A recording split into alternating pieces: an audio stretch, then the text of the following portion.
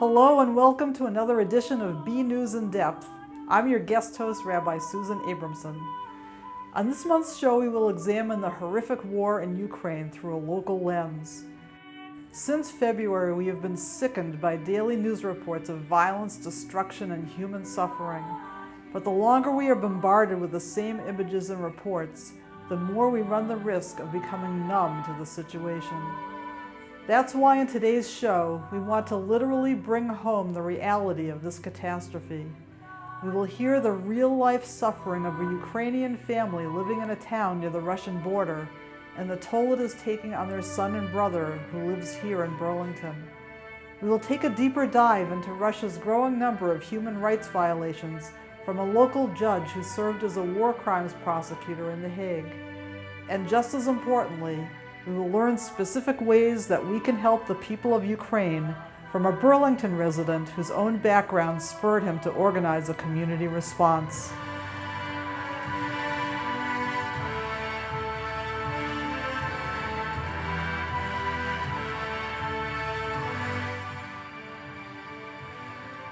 We start today's program by speaking with someone who knows all too well the emotional toll this war has taken on Ukrainians and their family abroad.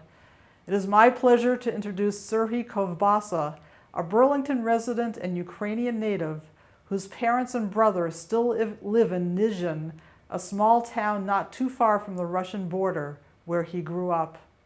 Serhiy, it's a pleasure to meet you in this venue, and why don't you tell us a little bit about yourself? I moved in 2001 to the US, and in 2009 we bought a house here in Burlington where I live with my wife and two children, right there near the Fox Hill School. Where in Ukraine are you from?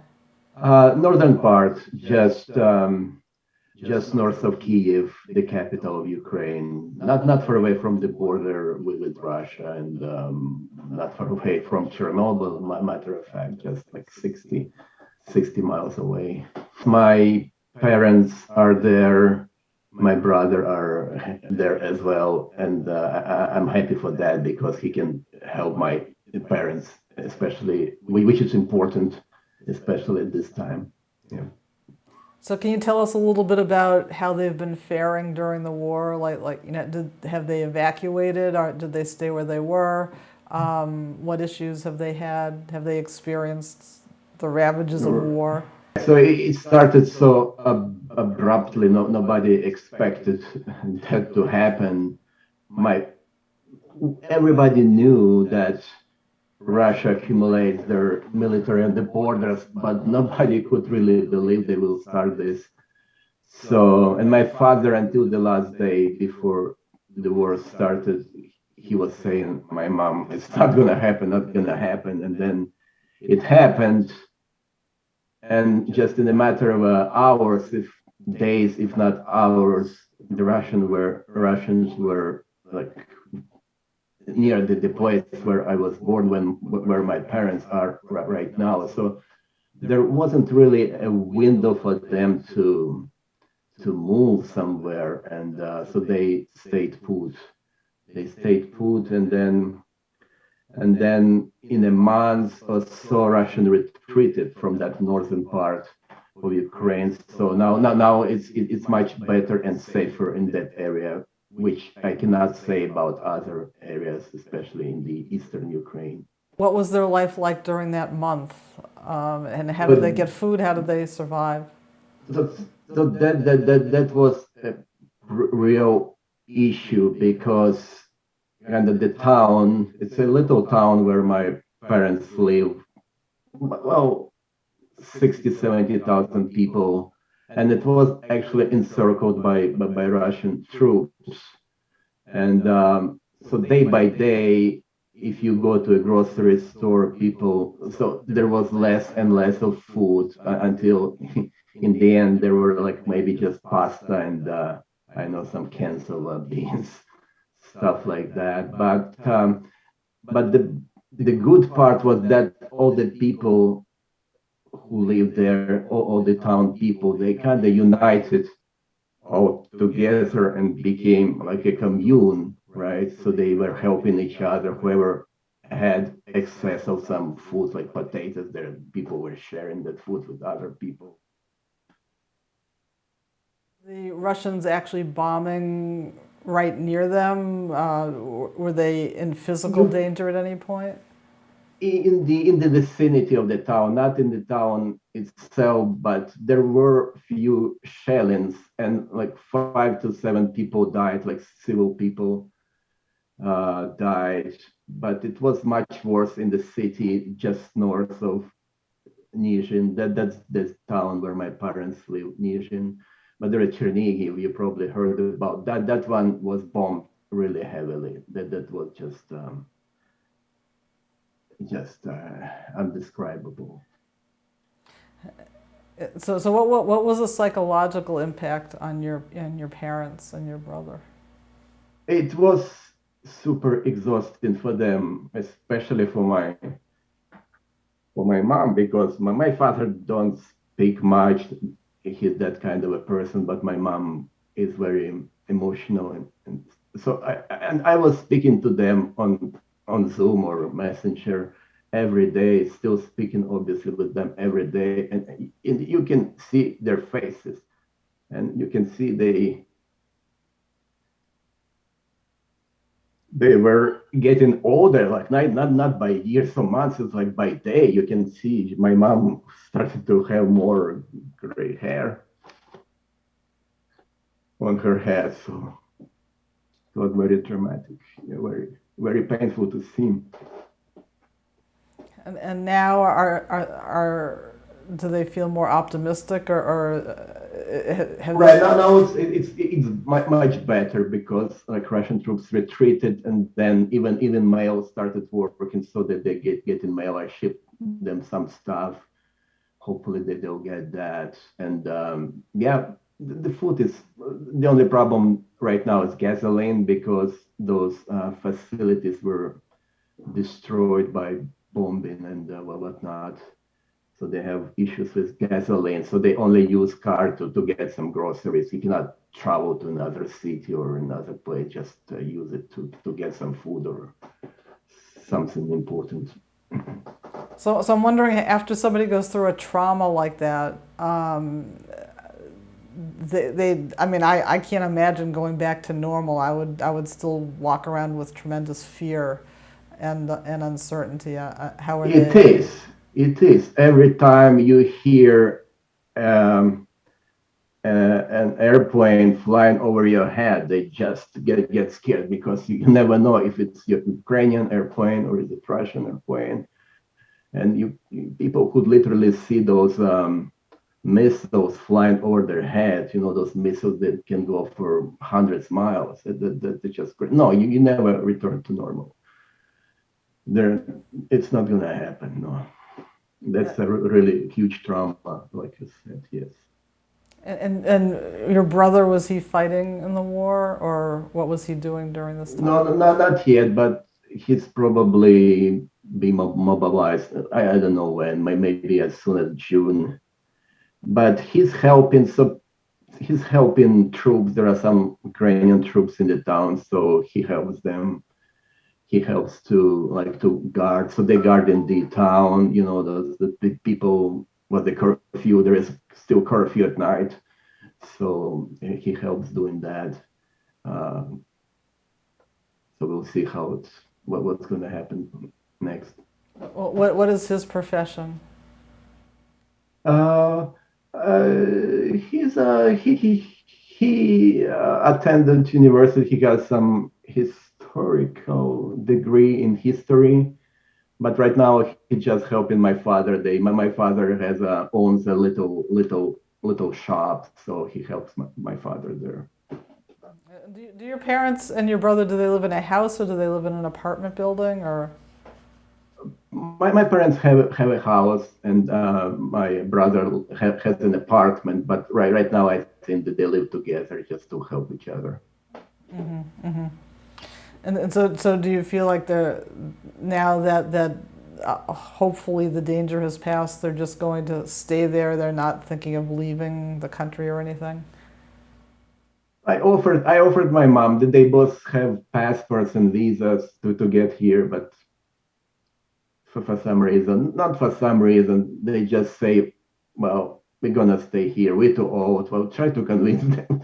It's impossible. Besides, my mom is they're quite old, and my mom is it's hard for her to like move, like walk a lot or to travel. So kind of did his And they still do they still live in the house like where you grew up? No, actually, they built. My father built a new house.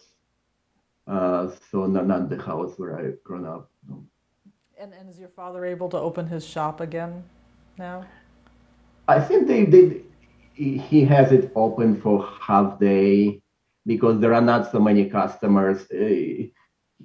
He sells kind of hardware, not groceries, but like specialized hardware, like for welding, that kind of like electronic equipment, professional equipment. So there are not so many customers who needs that at the moment. So what other kinds of things would you like us to know about the situation there and the situation in the town where your parents and brother are, or about Ukraine in general, the situation in general that we might not be hearing on the news? Right here, it's hard, really hard to see, hard to feel what's going on there because it's on another side of a planet, right? And you can say there is a war always here or there, whether it's Afghanistan or Iraq. Why should we care about this war? But this war is very, very different because it's right in the middle of Europe, and I think it's just not acceptable. One nation grabs another nation, and it can go on, and the next target can be easily be the Baltic states, those small countries like Lithuania, Latvia, Estonia, Poland too. So it's a very, very different war, and we need to win this war. So are you optimistic about the fact that Ukraine might ultimately, quote unquote, win the war? I'm optimistic, but the problem is many people will die during this. It's just the amount of people who died there and civil people is already, the toll is very, very high. It's already thousands, I don't know, maybe tens of thousands people. That's the main problem. That's just very, very scary, terrible. Can you tell us like one hope that you have and one fear that you have? One hope it ends right away, hopefully. I talk to many people in Ukraine and how they feel it, and they say, right now it looks we only win if Putin just dies because he has cancer, because he doesn't listen to anybody. He doesn't listen to his generals. He just does whatever he wants, like a tyrant, like a very authoritarian person. So that's their hope for now. Like, let him die. Like, the sooner the better. So this ends and everybody lives in peace again. and the greatest fear is that obviously we lose this war and many people will die, and I think that's it. So you it seems like you have a very strong Ukrainian identity. Do you feel like that this has increased your sense of feeling like a Ukrainian national, or? Most definitely. I'd say most definitely, and I know that many people here, Ukrainian people, many people speak Russian because that's how we grown up there. So Russian is just a second language, and for many times it was the main language in Ukraine. But now people are switching to Ukrainian, and then they read in Ukrainian books. They stick into even to like Ukrainian artists and stuff like that. So that definitely changes our identity. Yeah. Do you have any? Do you feel any need for you to go back there, or you feel like it's important for you to stay here? Yeah, I want. My wife will not let me. The thing is, everybody should help the best way they can, right? Somebody is a good warrior. Somebody, I can earn money. I can donate money, right? I can help them with something else, ship them whatever they need at the moment. So that's the best I can do. I'm not probably not that good a warrior or a soldier. So and that's what they do, even like sportsmen or politics. They do the best they can do. What would you like us to do or to advocate for Ukraine or I know I feel kind of helpless watching the news every day and seeing the horrors and it's just unbelievable and just horrific. So I kind of feel powerless. And what can we do? You can, well, you can, if people ask you, if your friends, neighbors just ask you about Ukraine, so you can share that knowledge, meaning why does the US need to help Ukraine? Why does US help in Ukraine? So maybe you can explain that to them.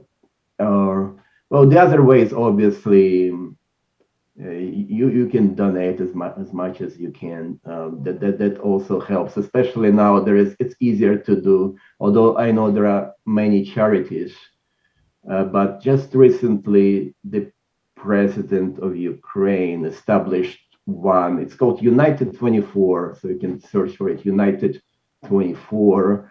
So the money goes directly to you. You can choose whether the money goes to defense or to medical aid or to restorations, and so it goes directly. There is no middleman because I don't I know like there are big charities like Red Cross, but I mean I think there is so much overhead and the money gets where they need to be too late. The Ukraine need that help like right now, not next month or right now. Yeah.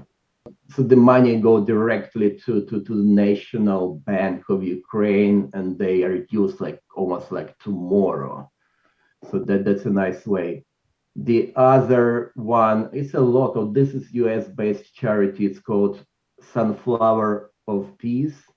I think it's founded in Cambridge or Newton, so it's in Massachusetts, and that one is tax deductible, US based. So you can that one is good too. They work directly with people in Ukraine. Well, thank you so much, Serhiy, and our hearts are with you and with your family, certainly. And we pray that they will not be experiencing any more conflict and that your hopes will come true for the future for Ukraine. So thank you so much for joining us. Yeah, thank you very much for having me.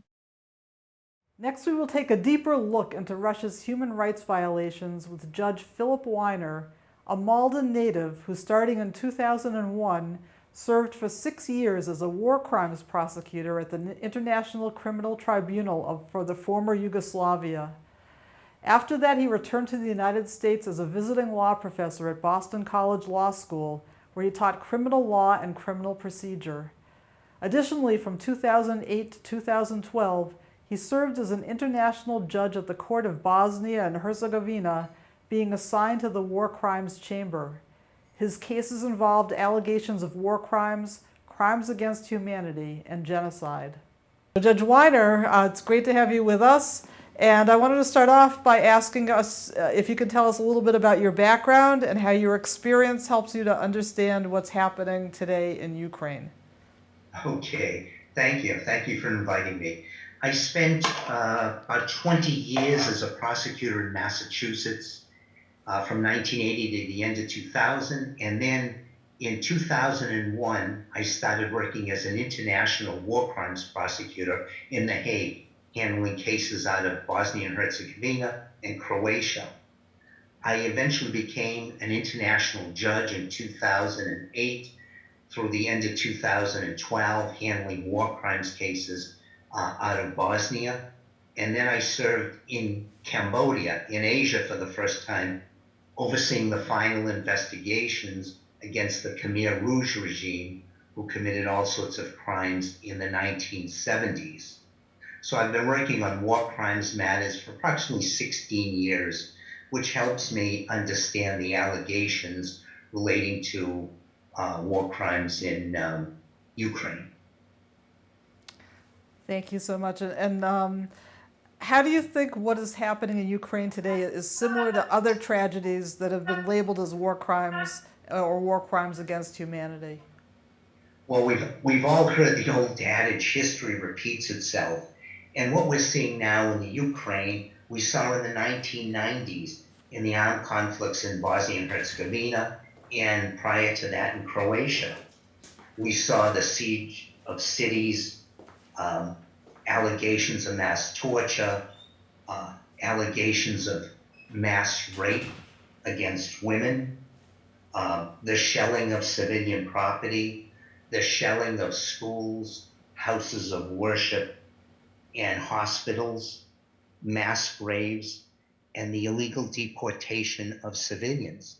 So pretty much everything we're seeing now, we've already seen in Bosnia and Croatia. What do you think the international response to Russia's actions in Ukraine should be?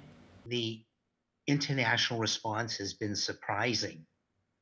There have been European sanctions, European Union sanctions, which is interesting because the European Union can never agree upon anything, but they did join together, unify in purpose, and agreed upon sanctions.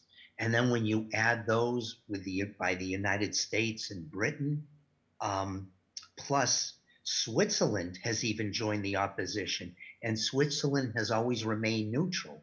So the West is pretty upset with what they're seeing. What's the best situation for internationals? Well, I think there are several questions. Can this unity be maintained? Can the sanctions, especially by the European Union, be maintained and continue? Can other countries, such as Africa, such as those in Africa and Asia and South America, can they be persuaded to join the West in opposition to what Russia's doing? So we're just going to have to see internationally what will happen. I know the U.S. government is pushing hard upon countries that are on the fence to join the West in sanctions. So there's a lot we're going to have to see, but it's very interesting how the West has unified and joined together. What should Putin and other Russian leaders face because of this conflict? I think that the leaders of Russia or the Russian Federation should be treated as pariahs. What they've done is they're in the middle of destroying a country for no reason. If they really wanted to ensure that NATO that Ukraine would not join NATO, they could have moved troops to the border and said, we're going to enter unless there's an agreement that Ukraine, which is right on our border, is not going to join NATO, which they would have had that commitment. In fact, Zelensky told them, we will not join NATO, but they didn't do that. And not only are they entering another country, they're attacking another country, they're trying to destroy it. The city of Mariupol is destroyed. They might not have taken it, but they've pretty much destroyed it. And what are they going to damage next? Are they going to destroy this beautiful city of Odessa on the sea? We just don't know, but they're shelling civilian villages, civilian cities and towns, destroying cities. And it's time that the world comes forward and says, in this modern day and era, we don't want to see this anymore. It's enough. You know well enough not to do this. We don't want to see this. And these are crimes that you're committing. And you should be treated as criminals for such action. How do these crimes that they're committing right now, how do they compare to the crimes that those who you prosecuted committed? They're very similar. We're seeing the shelling or the illegal shelling of cities and towns. We're seeing the rapes that occurred. We're seeing mass destruction. And those are the types of crimes that you see and you want to stop. In addition to all that, you're now seeing mass murders. And for the first time, we're seeing mass graves. Today in the newspaper, they were talking about the theater that was shelled. And based on the latest statistics, it appears that 600 people, women, children, elderly, were killed. And you just can't have that. There are laws of war. War requires, or war allows you to commit some terrible, I wouldn't say atrocities, but some terrible acts against other soldiers. However, you have to draw a line between soldiers and civilians. And if you look at Russia's history in Syria, in eastern Ukraine since 2014, they don't draw that line. And that's what the rest of the civilized world does. They do draw a line. You can't attack civilians. You can't attack civilian property. So it's the same as what we've seen by people who committed crimes. General Mladic committed crimes, was involved in a genocide, lining up basically and killing over 8,000 men and children. And he was convicted and punished. Karadzic was the president of Republika Srpska. He was involved in that. He was convicted and punished. In addition, all along the East Coast and in central Bosnia, they committed similar acts and atrocities, and they were prosecuted and committed to prison for the rest of their lives for that.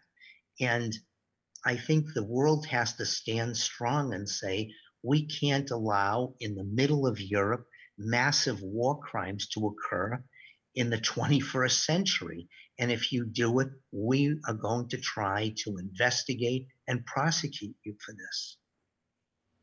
So do you see that actually happening ultimately? They are investigating. According to the prosecutor, they have 8,000 cases under investigation. There's 50 American prosecutors, assistant United States attorney, who were on the border interviewing refugees who were leaving. They're interviewing people there to try and get as much information as they can. They're trying to put together investigative plans. The prosecutor from the International Criminal Court in The Hague has opened an investigation. He will be looking into more, the more serious cases, or I shouldn't say serious, the higher level offenders. He'll be looking at military and civilian officials from Russia to prosecute for these crimes. And so there's several different people involved. There's also NGOs, non-governmental organizations, such as Amnesty International, who are also there. And they're also collecting information, as are some other groups. And they're trying to put it all together and see who should be prosecuted. So there is work being done. How much it's coordinated with so many different groups, international groups, the local groups, that I don't know. I know the prosecutor has said we have 8,000 cases under investigation. Who could coordinate 8,000 cases? I don't know. But work is being done, which is important. And I understand from when you spoke at the temple, you told us about how there are all kinds of mercenary groups who are also being hired by Putin and the Russians to go into Ukraine and to kill and do all those other horrible things. Is that's the case? And if so, are they eligible to be prosecuted in an international court as well? They can also be prosecuted. When you look at the different groups who fought in Bosnia, each one of them, whether it was the Serbs, the Croats, or the Bosniaks, retained, if you want to call it that way, We call them paramilitaries. Whether you call them paramilitaries, volunteers, international fighters, as soon as they come in, it's a bad situation. All they did in Bosnia and Croatia is murder, rape, rob, pillage, extort. They committed the crimes that the army would not commit. They committed the executions in the street, and all sorts of acts that a regular soldier, a trained soldier, would never commit. So as soon as you saw Russia bringing them in from Chechnya, from the Middle East, the Wagner Group, you knew that very serious crimes were going to occur. These are not people who are controlled. And as long as they stay in the Ukraine, you're going to see more atrocities, because that's what these people do. They work for the army to basically help them invade a city or a town, but after that, they're uncontrolled. They then go out to rob, to rape, to steal cars, to do whatever is in their own personal interest, not the interests of any government. And you start to wonder, why would a large country such as Russia call these people in? And I think that there's one reason: to terrorize civilians. So, as I said, as long as these people are there, they're not controlled, you're going to be seeing more atrocities occurring in Ukraine. So when you take a town like Bucha and you say, what happened there? There were extortions, there were rapes, there were robberies, there was killing, the killing of people in the streets, the killing of children, there were mass graves. Well, look at the groups you bring in. Look at these mercenary units or these paramilitary units, and that tells you why something like that's going to happen. Do you have any idea how many of them are in Ukraine now, or you wouldn't have any idea? They brought in 3,000 to 4,000 members of the Wagner Group. I heard that the Ukrainian soldiers had killed thousands of them. I don't know, how true that is. Maybe they have, but these groups are in large numbers. So let's say if there were 3,000 to 4,000 members of the Wagner Group, I think it's fair to say there's 5,000 to 10,000 paramilitaries or mercenaries there. And where Ukraine might have mercenaries, but that's a single soldier or a couple soldiers coming from the United States. These are, individuals. They got maybe there's more, maybe there's 50 to 100 coming in from Europe or the United Kingdom or from the United States, but they're coming in as single individuals to help. These groups are coming in as units, and they come in as units to fight and units basically to rape and murder. And what is the Wagner Group? I'm not familiar. The Wagner Group is it's a mercenary group that's out of, I'm trying to think where they're out of, someplace in Eastern Europe. I know that they have former soldiers from the Republic of Srpska, which is the Serbian part of Bosnia. They have members out of the Middle East. They are brought in. They're hired basically as mercenaries, but they have a history of allegations of atrocities. And when you have that, you don't want to bring these people in because you know that they're undisciplined and uncontrollable. And they have their own motives for being there.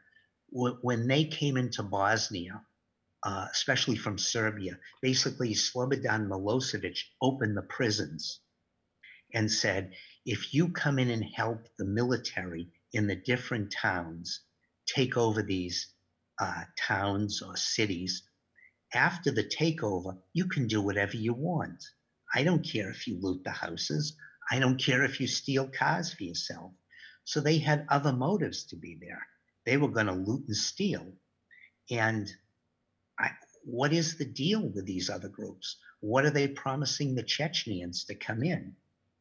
And usually, based on the Bosnian and the Croatian history, it's you take what you want after that. You help take over a city or a town, and then after that, you're free to roam and do whatever you want. And where these people aren't disciplined, these people really aren't professional, that's when they go out and rape and rob and extort civilians and basically terrorize them. It's all of this is horrible. I wanted to end. My last question is if you could possibly get into the mindset, into the mind of Putin a little bit, and knowing having prosecuted other dictators as you have, what can you tell us about possibly Putin's mindset, like where he's headed, what might be his end game? How does he compare to these other? Does he have certain characteristics that are common between him and the other dictators that you've dealt with? Well, when you look at the different military and government officials who became war criminals, and you look at their motivations, you usually see they want to expand their power. If you go to Charles Taylor in Liberia, there was financial gain. Territorial gain was important, and expanding power was important to Milosevic. Nationalism or other forms of extremism is usually important. Hatred of an enemy and ego, that's just to name a few. But if you look at Putin, he wants to expand his power. Financial gain, taking over Ukraine, territorial gain, and probably ego too. And those are similar to what you've seen in other autocrats, dictators. You can just say leaders. That's easier. You know that he wants to expand. He wants to increase power. His ego, he wants to go down as one of the great leaders of the Soviet Union. But based on how the last month or so, the last 2 months have followed, you wonder, what is his end game? What does he really want to do now?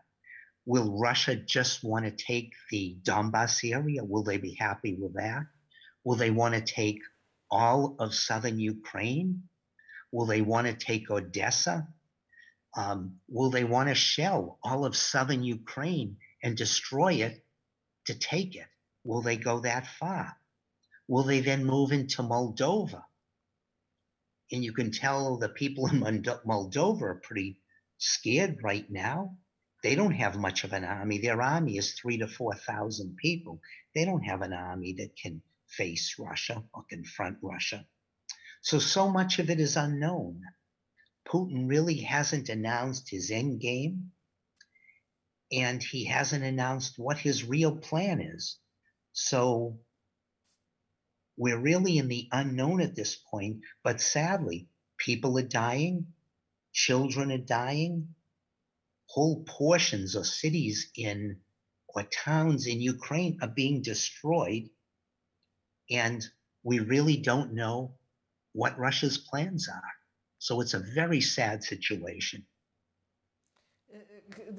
Can you compare it to other situations that you've been involved with? There's like a similar arc for those other situations that you prosecuted or that you know from history? With those, it's usually been taking the land, taking the property, and they try and take as much as they can.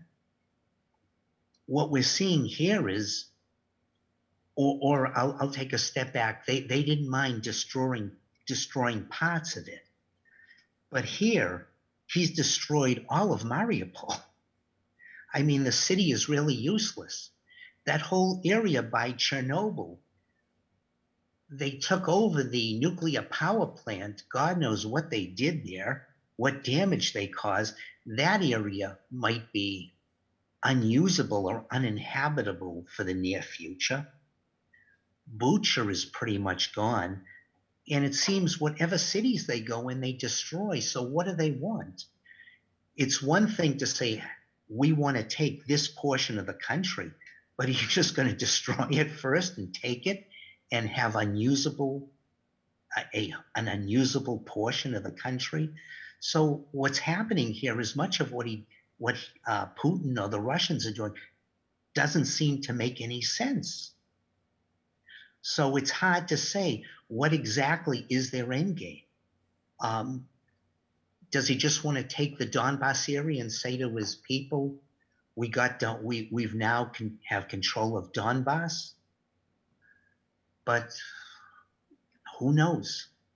Who really knows? And who knows where he's going to start?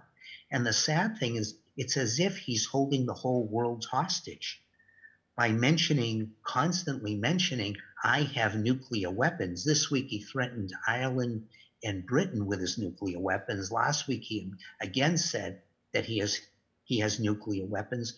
The whole world is standing still and watching how far is he going to go.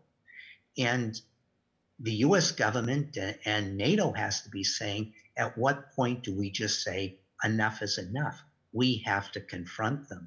And then how far is he going to go? Will he start a nuclear attack? So it's a very serious situation. And we just have to sit back, sadly, and really watch, try and help them as much as we can, help Ukraine. I think one of the good things is we're learning the Russian army is not the strong army that we thought it was. It's really a much weaker army than we thought. It's not as modernized as we thought, although they have nuclear weapons and missiles. The actual infantry in the army itself is not that strong. I don't think he is so crazed that he wants to start World War III and destroy much of the world. But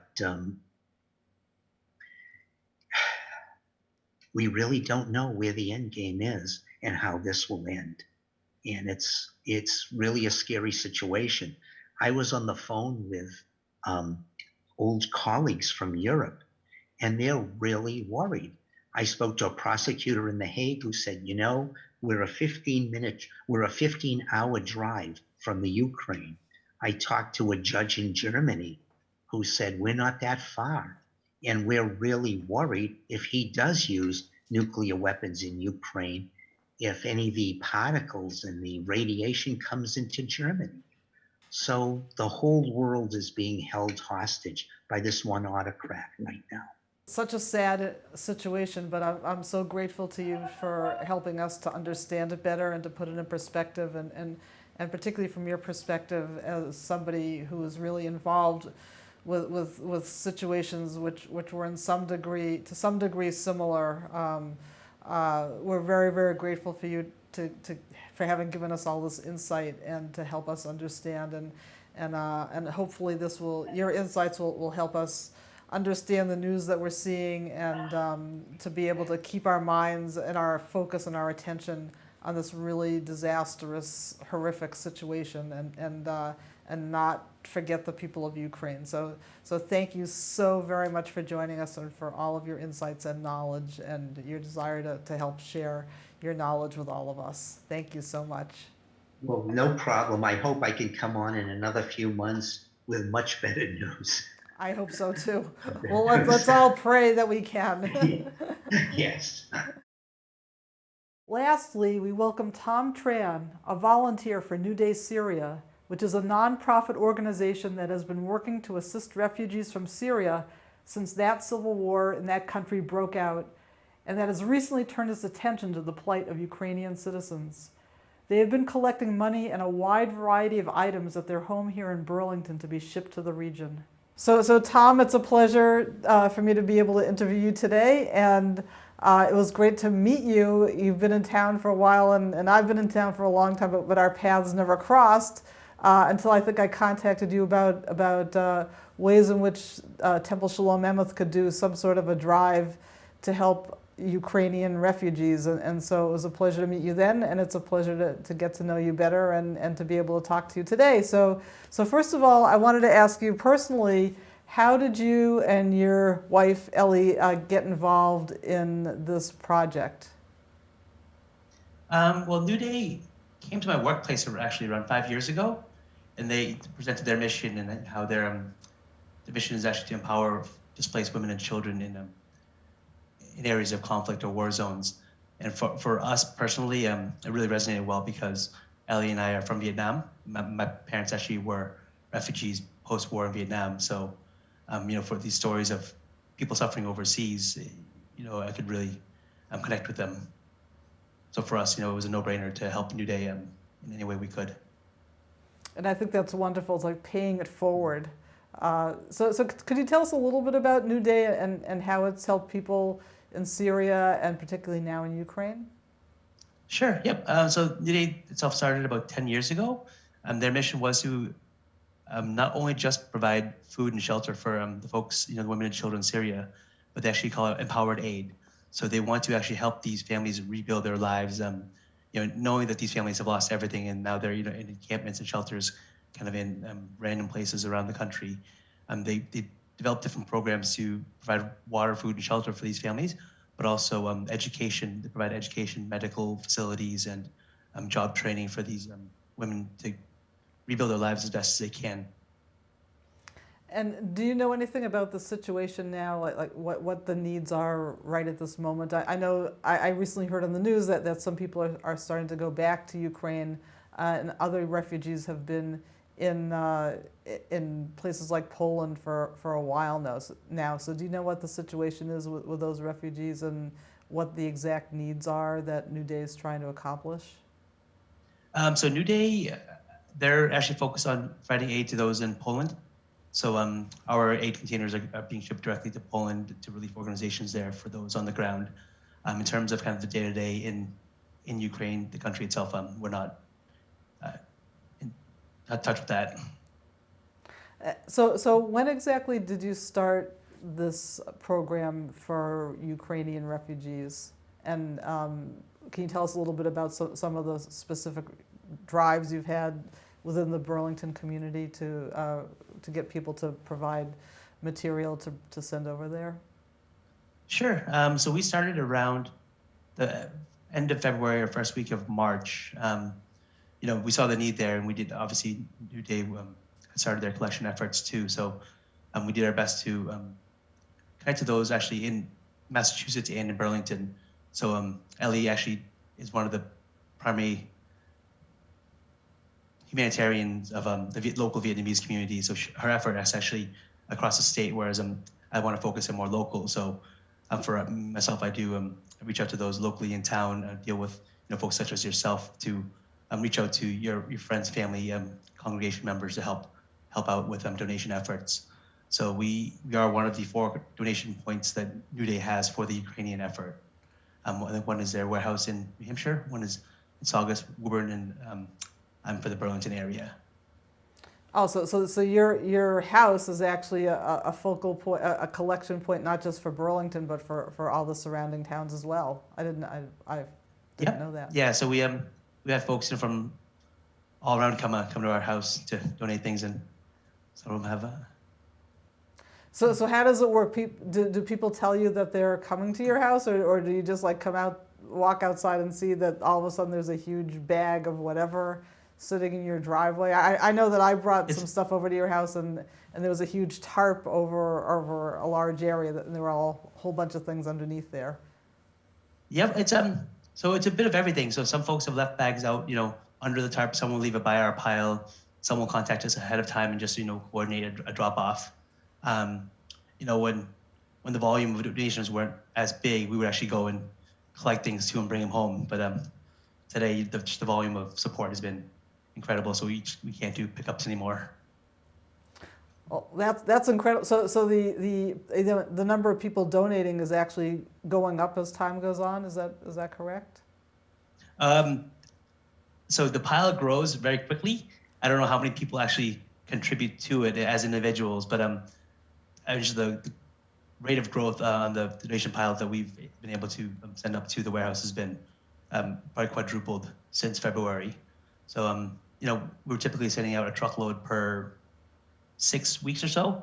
The last 2 months, we've sent out 3 completely loaded truckfuls, and then we still have another truckful in the driveway now.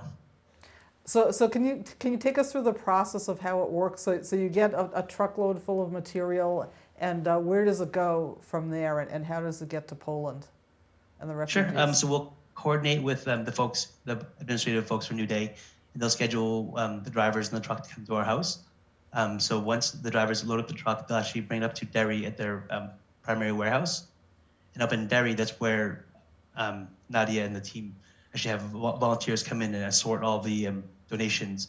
So make sure all the donations are sorted out to the different kind of categories of donations, whether they're medical or clothing or food, just so they can catalog what's going out.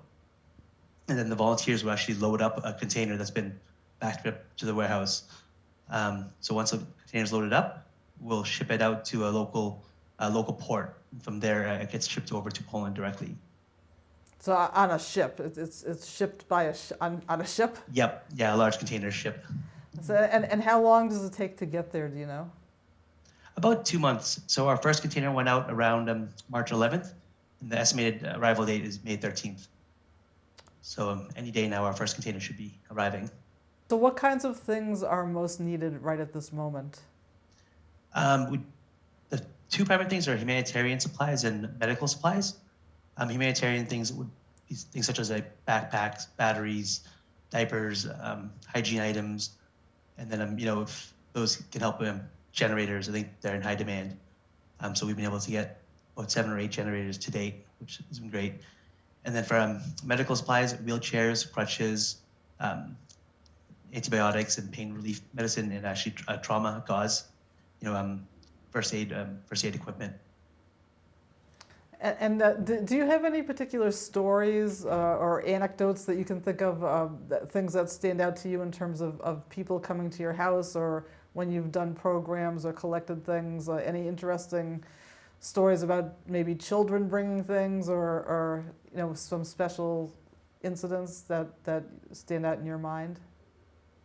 I think for us, we're more. I personally am focused more on logistics, so I like dealing with them, the items themselves. So I think for us, it's funny because just the amount of donations we're receiving from the community it's been so much. So Ellie will ask our coordinator to send a large truck, and Ellie has gone out and said, "I understand the size of the trucks you have on hand now, but you should probably rent a bigger truck." So at first they balked, and sent the regular truck, and we loaded up in no time at all, and I think it barely put a dent in the pile of donations.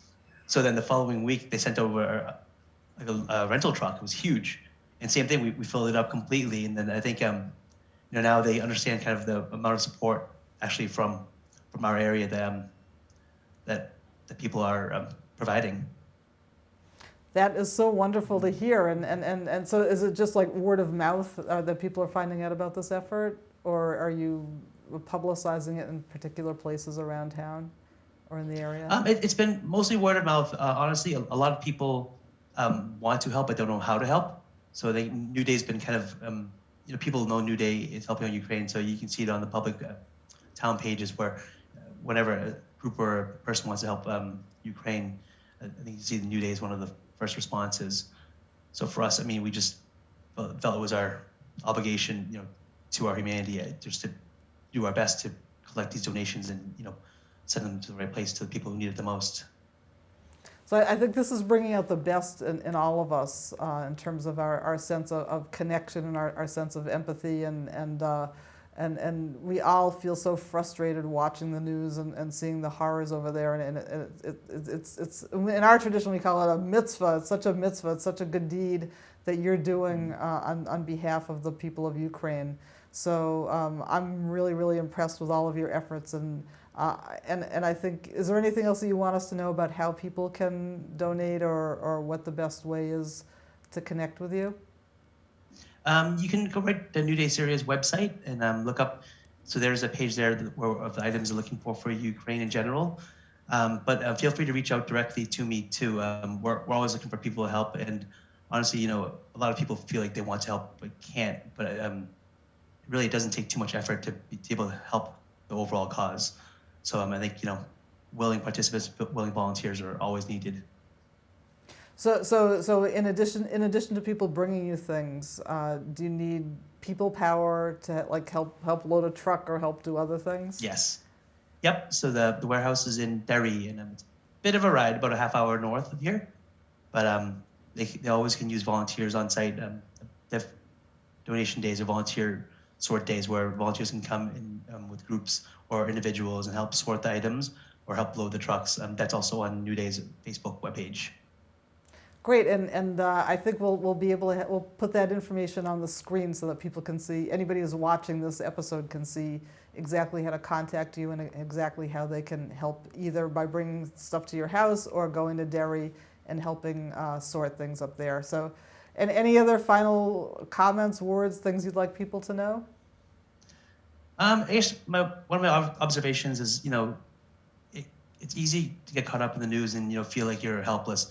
Feel anger and frustration at the what's going on around the world.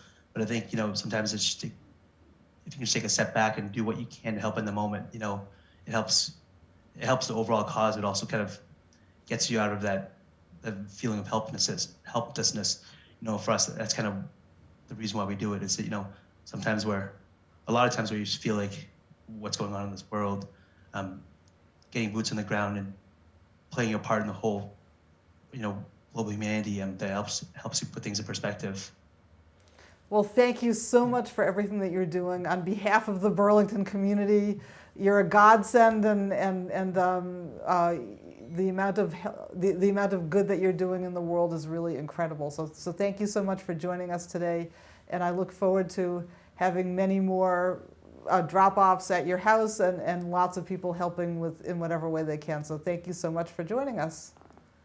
Thank you, Susan. Thanks, BCAT. Thanks again to Serhiy Kovbasa, Judge Phillip Weiner, and Tom Tran for helping us understand the reality of this conflict and how we can help.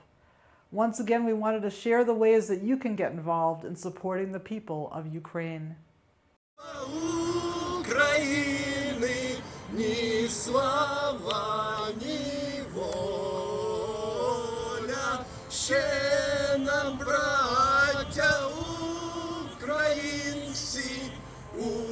Усміхнеться доля, згинуть наші вороженьки, як роса на сонці, запануєм і ми, браття, своє.